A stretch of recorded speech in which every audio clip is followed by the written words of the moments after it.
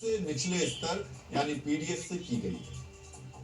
गुजरात के गांधीनगर में केंद्रीय गृह मंत्री अमित शाह ने डिजिटल करेंसी का दूसरा पायलट प्रोजेक्ट शुरू किया।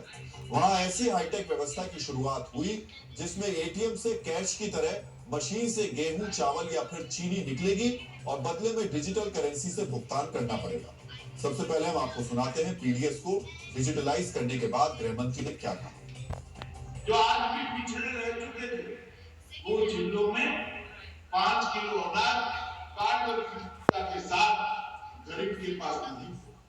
बीच में सिस्टम का कोई बिचौलिया ये अनाज को चाव कर जाता था, मगर आज कोई उंगली भी नहीं डाल पाएगा। सीधा डिजिटल तरीके से उसको अपना अधिकार देने की व्यवस्था हो।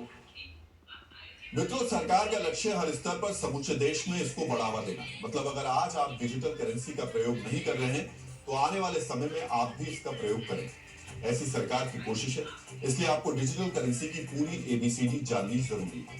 हम आपको बताते हैं डिजिटल करेंसी क्या है। डिजिटल करेंसी, जिसे हिंदी में ई रुपया कहा जाता है, वो आपके नोटों और सिक्कों का डिजिटल अवतार है। इसे भी भारतीय रिजर्व बैंक ही जारी करता है। इसका मूल्य आपके कागज के नोट के बराबर ही है। अभी देश में 50 पैसे से लेकर 500 रुपए तक का नोट और सिक्के की तरह डिजिटल करेंसी है।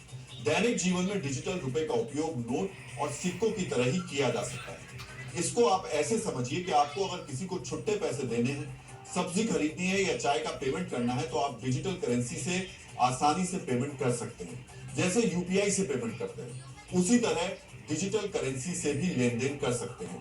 लेकिन ये यूपीआई की तरह नहीं। फिर से समझिएगा, यूपीआई और डिजिटल करेंसी में लोग बहुत ज्यादा कंफ्यूज होते हैं। लेकिन दोनों में मूल अंतर यह है कि यूपीआई एक पेमेंट सिस्टम है, जबकि ई रुपया डिजिटल करेंसी है। यूपीआई एक साधन है जिसके माध्यम से आप पैसा ट्रांसफर करते हैं, जबकि डिजिटल रुपया वो पैसा है जिसे आप ट्रांसफर करते हैं। यूपीआई ट्रांजैक्शन के लिए एक बैंक खाता होना अनिवार्य है, क्योंकि ये एक खाते से दूसरे खाते में पैसा ट्रांसफर करता है। डिजिटल रुपया वॉलेट बैंक खाते से स्वतंत्र रूप से काम कर सकता है। डिजिटल रुपया सीधे आरबीआई की लायबिलिटी है और ये आरबीआई के बैलेंस शीट पर दिखाई देता है, जबकि यूपीआई में आपके बैंक खाते में जमा राशि बैंक की लायबिलिटी होती है। ग्रामीण और पहाड़ी क्षेत्रों में एनएफसी यानी वायरलेस कम्युनिकेशन तकनीक से बिना इंटरनेट के भी ई रुपये से भुगतान हो सकता है।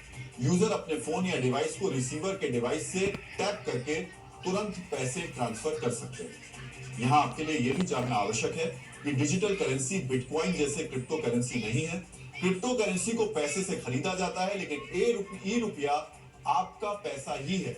उसे खरीदना नहीं पड़ता, बल्कि आप अपने बैंक अकाउंट में जमा राशि को डिजिटल टोकन में बदल सकते हैं, ठीक वैसे ही जैसे आप एटीएम से नकदी निकालते हैं। इसका प्रयोग करने के लिए पहले आपको अपने बैंक का ई रुपया ऐप डाउनलोड करना होगा, फिर रजिस्ट्रेशन करना होगा। इसके बाद आपका एक डिजिटल वॉलेट बन जाएगा। उसी वॉलेट में कोई दूसरा आपको डिजिटल करेंसी में पेमेंट कर सकता है, या आप अपने अकाउंट से ई रुपये वॉलेट में पैसा ट्रांसफर करके डिजिटल करेंसी बना सकते हैं। अगर पैसे का इस्तेमाल ना हो तो आप वॉलेट ऐप में जाकर ई रुपये को फिर से अपने बैंक अकाउंट में ट्रांसफर भी कर सकते हैं। मित्रों, डिजिटल करेंसी पर ना तो किसी तरीके का कोई ब्याज मिलता है